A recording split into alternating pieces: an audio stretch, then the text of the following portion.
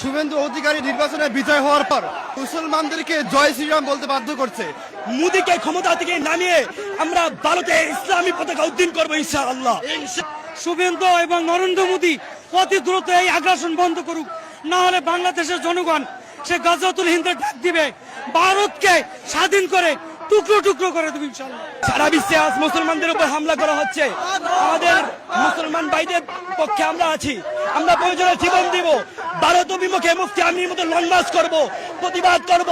ভারতের নির্বাচনের পর আমরা যে দেখতে পাচ্ছি যে পশ্চিমবঙ্গে শুভেন্দু অধিকারী নির্বাচনে বিজয় হওয়ার পর উগ্র হিন্দুবাদীরা মুসলমানদের উপর এমন আক্রমণ শুরু করেছে যে তারা ঘর লুট করছে, দোকানপাট লুট করছে এবং মুসলমানদেরকে জয় শ্রীরাম বলতে বাধ্য করছে। অর্থাৎ একটা রিপাবলিক এবং ডেমোক্রেটিক রাষ্ট্রের মধ্যে কিভাবে এই জঙ্গিবাদী মাতাচারা দিয়ে উঠছে, আমরা এর সুষ্ঠু বিচার চাই। সন্ধ্যা মোদী, তুমি যদি ঠিক না হয়ে যাও তাহলে বিশ্বে মুসলমান তোমাকে ছাড়বে না। তুমি হয়তো আজকে ঠিক আছো, ঠিক মনে রাখো, কালকে তোমার আসন ঠিক থাকবে না। এই জন্য বলি, সময় থাকতে তোমার আসন তুমি ঠিক করে নাও। আজ ভারতে হামলা হচ্ছে, আমরা এটা আশঙ্কা করছি সামনে আমাদের বাংলাদেশে হামলা হবে, তখন আমরা কোথায় যাব?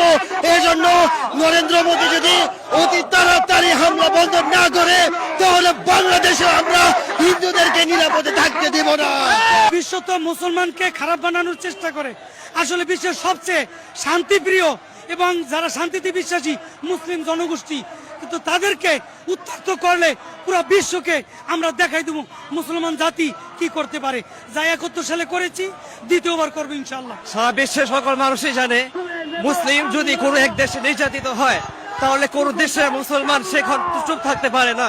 কিন্তু আজকে বড় আফসোসের সাথে বলতে চাই, আমার দেশের সরকার আজ পর্যন্ত টু শব্দ করে নাই।